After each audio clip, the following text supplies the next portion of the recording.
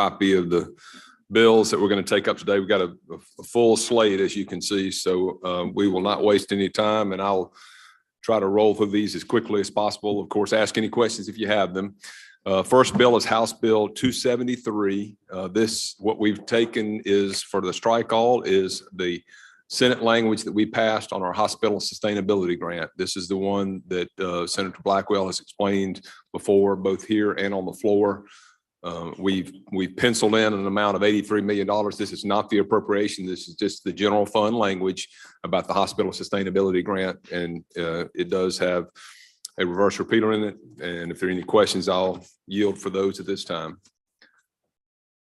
If none, the motion is titled sufficient to pass strike all. All in favor say aye.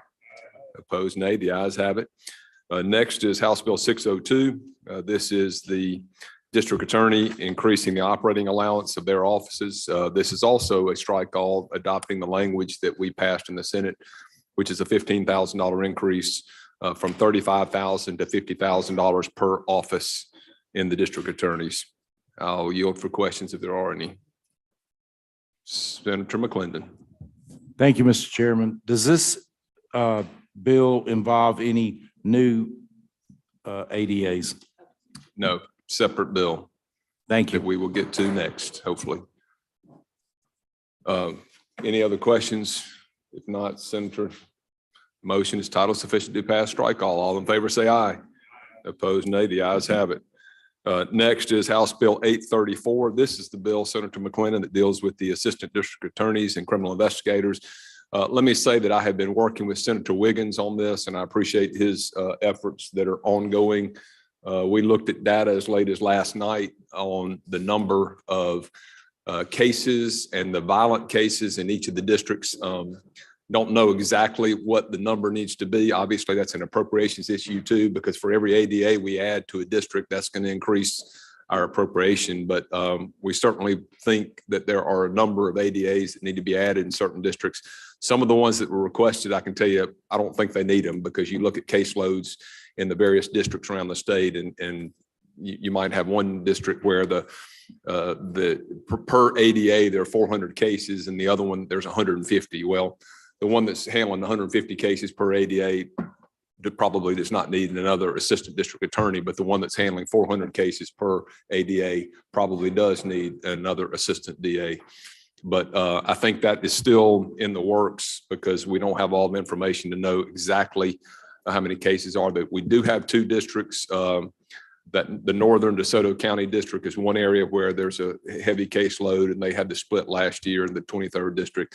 And there's one other district, I don't remember which number it is, that has a significant amount that are funded through a county appropriation. But anyway, that's some of the information we're trying to look at to make this as equitable as possible. And of course, next year we've got judicial redistricting, or at least I think we do. Has to be done before 25, and that'll affect potentially the district attorneys, just like it affects our circuit and chancery judges. So we could be shuffling the deck a little bit next year in this process. But for right now, what I'd like to do is just keep this vehicle alive, and we'll look at the numbers and try to come up with a number that's fair for this year. And it doesn't mean that next year we won't have to look at it again, because we might have to. Any more questions about this bill? If not, motion, Senator Polk. Motion is titled sufficient to pass strike all. All in favor say aye. Opposed nay. The ayes have it. Next is House Bill 1048. This is a request came over from the House related to universal changing tables, primarily designed for persons with disabilities and adults. That there would be a grant program that that people could access up to $5,000 for changing tables. The proposed strike all that I have before you is to provide it. I don't know what this is going to cost, and really have not had any information from anybody as to what they think the needs would be for this. But this would be to put it in public buildings. That's one aspect. So this is not for private buildings at this point. Plus, there would be a reverse repealer in this. The Department of Rehab says they're fine with administering this grant program. And I think we may, if we decide to go forward with it, it'd be something we do on a kind of a pilot program to see how this works. But I think we need to kind of narrow it right now to see. Have no idea what it would cost or how much money to put into this, because I really haven't heard from anybody about what the need is. But so as to keep it alive, since this is the last day, that's what the proposed strike all is before you. Are there questions? The motion from Senator Polk is title sufficient to pass, strike all. All in favor say aye. Opposed, nay. The ayes have it. Next is House Bill 1089, and this is something we've already been over primarily, or for the most part. It's the fixes bill. I'm going to read out to you. Y'all remember I've done this in the committee and the floor before about the changes we had to make from last year's budgets. I want to keep this alive in case we have any more changes this year, but I'm going to read out to you the ones that are different from what we've already passed. The first one is to assist the Centerville Chamber of Commerce in paying costs associated with the construction, furnishing, and equipping of a recreation center in the town of Centerville. The next one was for the Richards Community Center. We had it going to Pike County, Mississippi, but it's the Richards Community Center, Inc. For the recreational facility that they have for $150,000. The next change dealt with fire departments. There were some fire departments that were listed in the bill last year that had Simpson County, the problem, and it had Mendenhall. We changed the Mendenhall to Simpson County when we handled this bill, the Senate bill. But the problem is there was a fire station in at least one in Rankin County. So we had to include Rankin County in this change. The next one was, I'm not sure if we did this one previously, but I've got it circled anyway. It's the Red Hill Community Center and Storm Shelter to provide the funds to the CREATE Foundation. The next change was we did not include the terminology of Wayne County to get funds to the Wayne County board for the distribution to the fire departments in that county. The next change was there were some fire stations that were listed in Prentiss County. Well, there money to be paid to the Prentiss County fire departments. It turned out that there weren't as many fire departments as they thought in Prentiss County. So the amount was reduced from $425,000 to $375,000 because there were only 15 fire stations in Prentiss County. The next change was money that we had put to the Alliance School for Workforce Development. Should have been to the Jackson Metropolitan Technical Center. That was $100,000. That's roof and building repairs. The next change was fire department funds going to Choctaw County, Mississippi. And that was included several fire departments, and the amount per fire department is $22,222 for a total of $200,000. That's the amount's the same as we approved last year. Next one was we left out Winston County, again, fire departments. Next one was Choctaw County, $500,000 for repairs and resurfacing of roads. Next one was the American Legion in the town of Ackerman. Instead of VFW Post 5569, it should have been American Legion. And the only other change was, I think we did cover this before. We had it in the Stone County Economic Development Partnership, but it actually would go to Heritage Spring Water LLC. The final change unrelated to those projects was something we've already passed in the Senate, but y'all remember we talked about the Workers' Compensation Commission was not part of the Bureau of Buildings and not part of DFA. They've got changes that need to be made, improvements, and one of those that we have already passed is the ADA. We've already reappropriated the funds for this, but there was money that they didn't need for equipment that they're going to utilize for Americans with Disabilities Act improvements in their restrooms in the Workers' Comp Commission building. And that was $75,000. Again, it's already been initially reappropriated when we handle the workers' comp bill that we've sent down to the House. Let me make two other comments on that bill. One is thank y'all for the good work you did last year. I mean, there a lot of the changes. I don't see. I think there was one or maybe two members projects on here where we had to make these changes. And I say that because as we do these projects, so we don't have to come back every year. We're always going to have some fixes, but so we don't have to come back every year and take this long line of things up that were mistakenly done in the previous year's session. Really pay attention if you got projects to make sure they're going to the entity that they need to go to. And as much as possible, we're going to try to get those to go to cities, counties, and elected boards so they can eyeball those, make the distributions as necessary.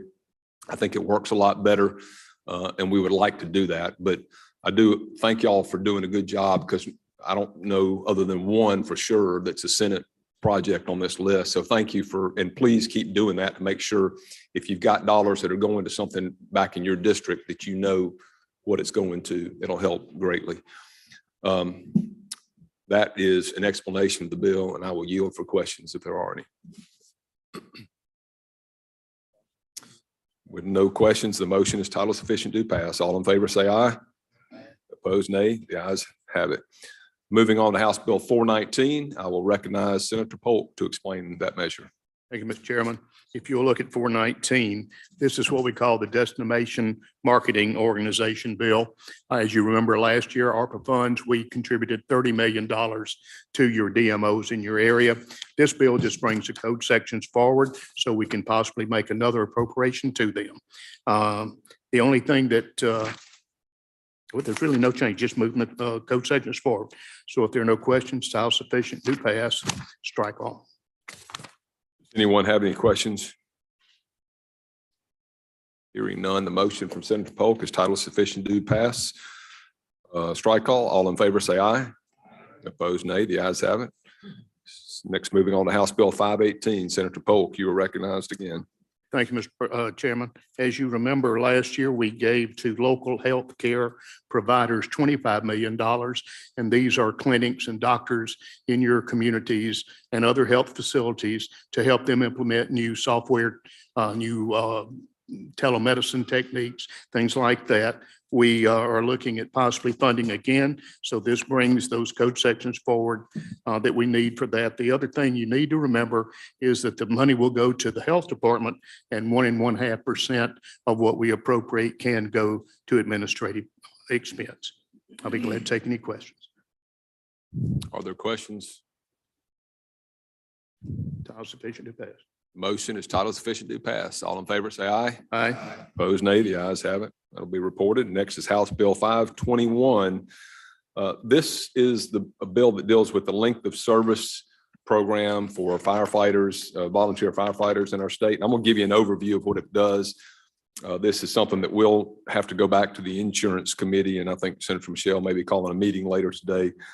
This is the program that would set up a mechanism for volunteer firefighters that have served a certain amount of time and to be able to utilize some funds. And I'm going to explain to you as best I can appreciate this right now. It does have a reverse repealer in it, but it's going to be administered by the board of trustees that will be comprised of the commissioner of insurance, the state fire coordinator, the state treasurer, one member appointed by the governor, and one member appointed by the lieutenant governor. They'll work with the insurance department to set up a point system that would award volunteer firefighters for their performance in certain activities. It'll include things such as a minimum being a number of emergency and non-emergency calls they have to respond to, their active training and certifications that they may get in their fields, and eligibility based not just on going forward, but those that have served in previous time before now, and how that may apply to their retirement. Money shall be used for retirement benefits. There's a maximum of $500 per year per volunteer that can go into this. And I understand from speaking to several volunteer firefighters, including the chief of their organization, that there's some difficulty in retaining and getting a lot of volunteer firefighters. Apparently the numbers are way down in the state. One of the concerns that not concerns, but one of the points that I want to make is we've got through the non-admitted policy fees right now, and the funds last year. Y'all remember we changed the windstorm bill up. Senator Michelle can tell you more about that. But the way this is set up, that there are funds that are diverted for use, and some of the funds we've got now, and thankfully it's fairly plentiful, I would say, is that's going to firefighting equipment and trucks, et cetera, for our volunteer fire departments. Another part goes back to, when it diverts at the end, it goes back to the windstorm pool. I think we're going to have a pretty good bit of money in that portion that can be used out of that firefighting fund. And I can't remember the annual fire fund, I think it's called. I think there will be a pretty good bit of money in that to be able to get the equipment and also use that money to help the volunteer firefighters. I don't know exactly what it's going to be because we're just new into this venture. But what I think I would like to see is that either that fund does well enough that it can help support this long term. If not, certainly general funds may be available to help support that. And I think probably this year, since we don't know enough, we might have to have a combination of the two and then look at it over this next year to see how that fund is working. If it's going to need, hopefully, less general funds, but maybe it needs more, but that's just something we need to look at over time. So this bill, again, there may be an amendment too in a moment, but this bill we need to try to keep it alive and see if we can come up with a plan. And as we get further in the appropriations process, maybe we have more information as to what that split ought to be between the annual fire fund and how it can be used and the general funds to help support this, if you're in favor of it. Questions? Senator Seymour. Thank you, Mr. Chairman. Will this disqualify somebody who is a full-time fireman in one county, but also elects to be a volunteer in the county of his residence? It should not, but one of the things I probably should have stated when I listed those things that are required as a minimum, I think that's part of the discussion that needs to be had as to what is actually required. And I don't, I've got mixed feelings whether we should leave this up to just the 5-person board that'll set the parameters for it, or if we in the legislature need to kind of set those parameters. We're going to be getting in the weeds if we do. And it may be that we want to get recommendations or see what they do out of the chute, and we may need to come in here and amend it next year if we set it up for this year. Thank you, Mr. Chairman. Right. Thank you, Senator Seymour. Senator Delano, you're recognized. Okay. I know we have the surplus lines dollars that we're going in to purchase equipment. This bill doesn't pertain to that component as far as the equipment goes, but do you know if that program covers turnout gear for volunteer firemen? Turnout gear? Yeah. I don't know that. No, sir. Okay.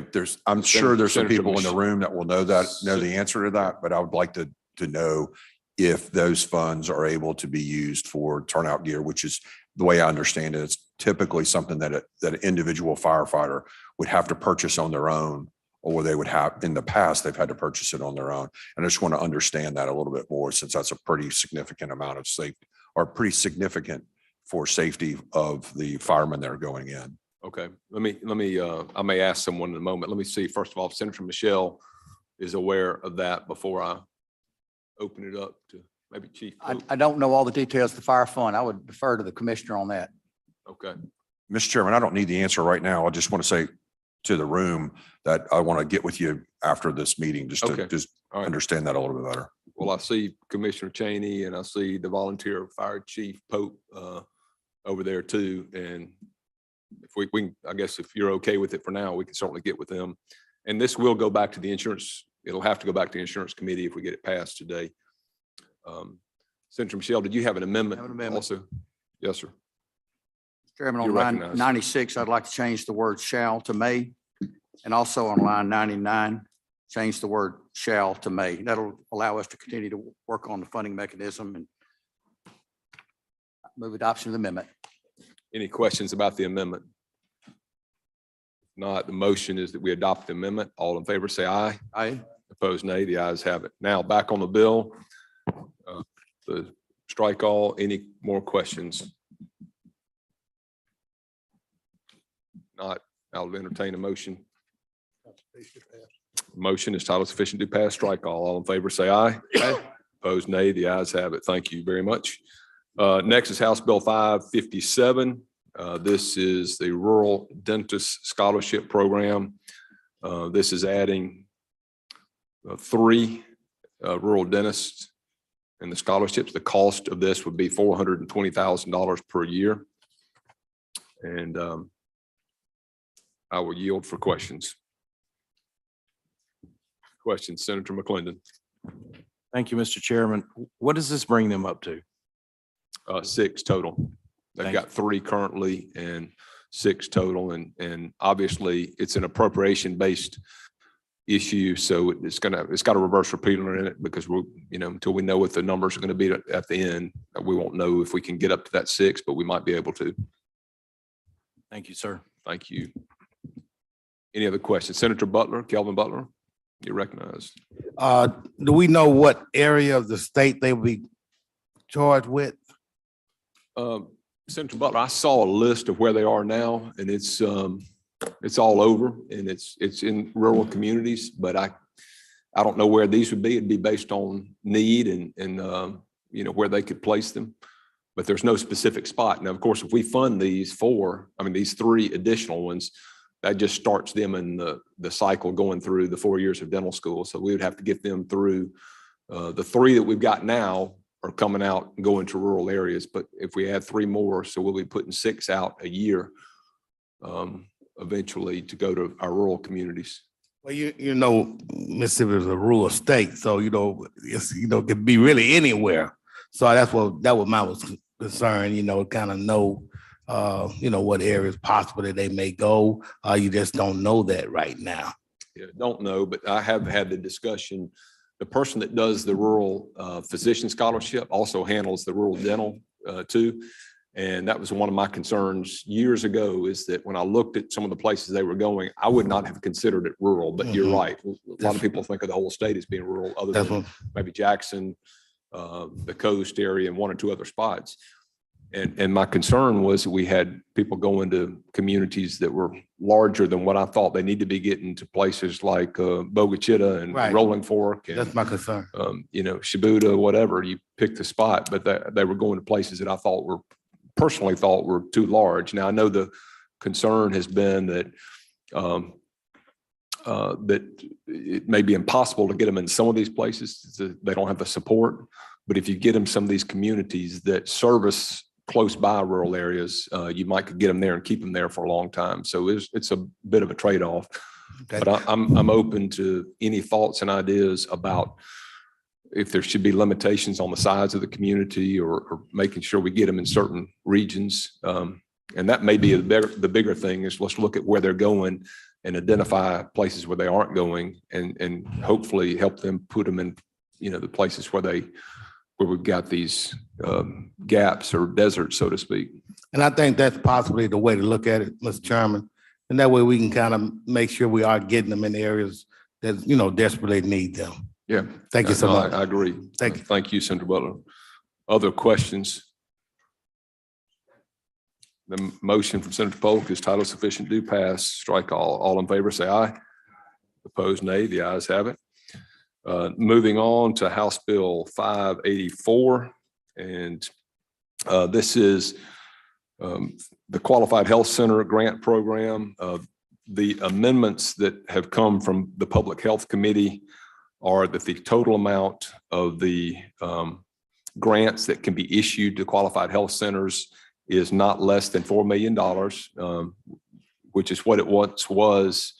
And it fell back to 3.2 million sometime years ago.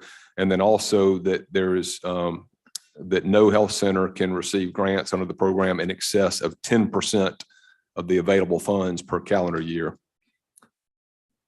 That's what the bill does. I will yield for questions. There are none. The motion is title sufficient, do pass. Strike all. All in favor, say aye. Opposed, nay. The ayes have it.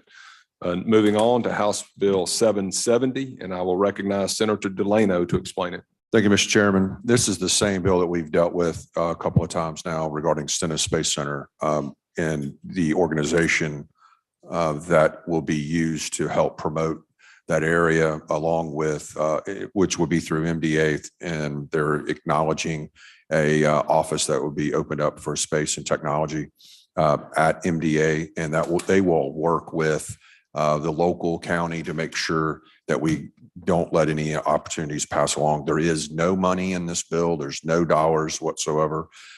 This just allows us to start transitioning away from what NASA has done historically and putting it back into the hands of the locals, whether that be at the state or the county level. But that's an explanation of the bill. When, Mr. Chairman, as you and I have discussed, this bill was double referred and it was passed without any amendments in workforce. I do anticipate offering an amendment to add a reverse repealer on the floor should this make it out of the committee. But that's an explanation of the bill. Okay, any questions? Motion will be title sufficient to pass. No questions. The motion is title sufficient to pass. All in favor, say aye. Opposed, nay. The ayes have it. Moving on, House Bill 771. This is the financial aid program for our state, and it includes the HELP grant and the MTAG programs.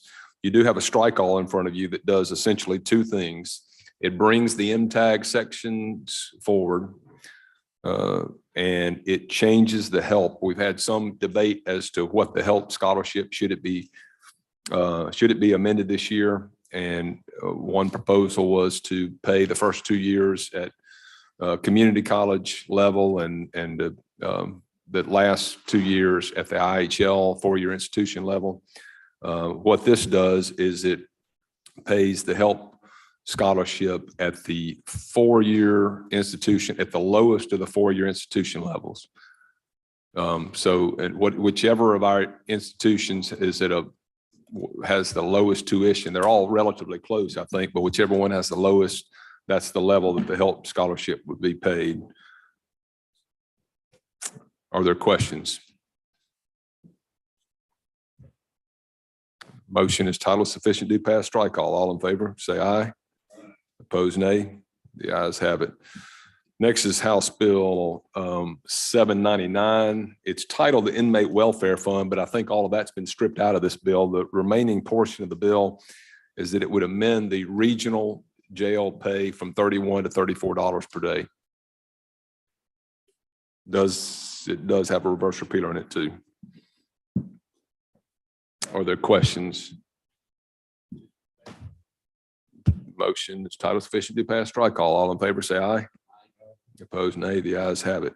Next is House Bill 817, and I will recognize Senator Wiggins to explain.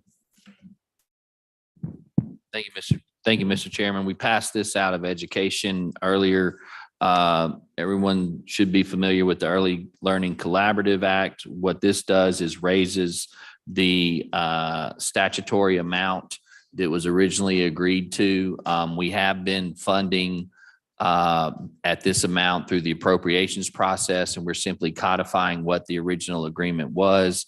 And this allows the collaboratives to partner with the state to fund the programs that are going on. With that, I'd be happy to answer any question. Anyone have any questions? My motion would be title sufficient to pass. If no questions, the motion is title sufficient to pass. All in favor, say aye. Aye. Opposed, nay. The ayes have it. Thank you, Senator Wiggins. Moving on to House Bill 917. I mentioned this earlier. This is the bill that would allow DFA to assume control of the maintenance of the Workers' Comp Commission. They are not presently under DFA. That's all it does. Senator Turner Ford, anything we need to add to that? Thank you. If not, Senator Turner Ford, do you make the motion? Thank you, Senator. Motion is title sufficient to pass. Strike all, excuse me. All in favor, say aye. Opposed, nay. The ayes have it. Next is House Bill 1173. I will call on Senator DeBar to explain it. Thank you, Mr. Chairman. 1173, all it does is it adds charter school teachers to the list of teachers that will be able to receive the EEF cards or the classroom supply cards They're teaching at public schools. And so it was an oversight apparently when it was drafted. And we're just making sure that it's clear that these teachers can get them those cards as well. I yield for any questions. There are none. Senator Butler, question? Kelvin Butler. Thank you, Mr. Chairman. So we passed it and then we forgot to put it in, is what you said? Well, I think when the statute was drafted, there were no charter schools at the time. And so for the last, 12 years, there's been kind of a gray area. This just codifies it, makes it clear. All right. Thank you, Mr. Chairman. Thank you, Chairman. Thank you, Senator Butler. Are there other questions? If not, Title sufficient, do pass. the motion is title sufficient, do pass. All in favor, say aye. Opposed, nay. The ayes have it. Next is House Bill 1266 that came to us from tourism, and this simply creates a sesquicentennial, no, that's not right, semi-quincentennial commission for the observance of the 250th anniversary of our country. It does require an annual report of the commission to the governor and legislature. Repeals June 30, 2027. And it does create a fund, and I think the hope is that they can raise some funds to be able to put in. It does not require an appropriation at this point, but be able to raise some dollars to help celebrate the 250th anniversary of our country. Are there questions? Seeing none, the motion title sufficient to pass. All in favor, say aye. Opposed, nay. The ayes have it. Next is House Bill 1286. This also was referred to us by Public Property. This just renames the building, the Alcorn State University Extension Annex, in the name of Dr. Jesse Harness Senior Extension and Research Center. And I don't think there was any funds in this one either, even though it came to appropriations. But I will yield for questions or refer to the Madam Chair of Public Property if there are other questions. Are there any? Okay. Thank you, Senator Turner Ford. Senator Albert Butler, you are recognized for a question. There's a Chairman familiar with this bill, and I would recommend title sufficient do pass. Motion from Senator Butler. If there are no other questions, motion from Senator Butler is title sufficient do pass. All in favor, say aye. Opposed, nay. The ayes have it. And finally is House Bill 1369, and I will call on Senator DeBar to explain. Thank you, Mr. Chairman. 1369 is a strike all. It brings forth the MAEP code sections. It removes the House language about ADM and so forth. We're bringing these code sections forward in order to potentially make some technical amendments to the MAEP formula. If we can get those technical amendments agreed to and passed, then we have a goal of fully funding MAEP this year. And so with these technical amendments, that is the plan if we can get that through. So all this does is bring those code sections, which will allow us to make any amendments to the MAEP formula. That's explanation of the bill. Thank you, Chairman. Senator DeBar. Let me just quickly, before I recognize members for questions, thank Senator DeBar and others that are working hard on this to try to rectify this and help us get full funding for MAEP. And also want to, one thing that I commented on this morning in education, in addition to the desire to do this, is the language in the bill that came to us was the average daily membership. And I am determined that we're going to have to get that language changed, because I don't agree with the membership language. I think it ought to be enrollment as opposed to membership. But anyway, that's just a personal peeve I'd expressed this morning in the Education Committee. But having said that, Senator Kelvin Butler, you are recognized for a question. Thank you, Mr. Chairman. DeBar, Senator DeBar, you did say that y'all gonna try to fully fund MAEP this year. If we can get the technical changes that need to be made, I've been up here 12 years, and every year I've always hear about, well, the formula's flawed in certain aspects. And so we've been working on this really for 4 years. And so we've got some potential changes in mind, where the numbers are, the Department of Education is running the numbers to see what would be the best for every district in our state and not just for a few. And if the committees and our body agrees to these changes, then we can look at fully funding MAEP because it will stabilize MAEP for years to come. Without the technical changes, MAEP will continue to grow, especially with the inflationary issues that are going on throughout our state. And so the worst case scenario is the technical changes don't get made. The formula stays the same. But in talking with our chairman, Lieutenant Governor, there will be a significant impact made and investment to MAEP, but it more than likely will not be fully funding. And so we're hoping we can make those technical changes and then we can fully fund MAEP, and not only this year, but for future years going forward. Thank you. That sounds really good to me. Thank you, Mr. Chairman. Thank you, Senator Butler. Are there other questions? All right, hearing none. That's Senator sufficient due pass. Senator Strike all. DeBar makes the motion titled sufficient due pass, strike all. All in favor, say aye. Opposed, nay. The ayes have it. We could have another meeting today. I surely hope not, but we might. But at this time, we're going to go back on the floor at 4. So I will entertain a motion to rise and report.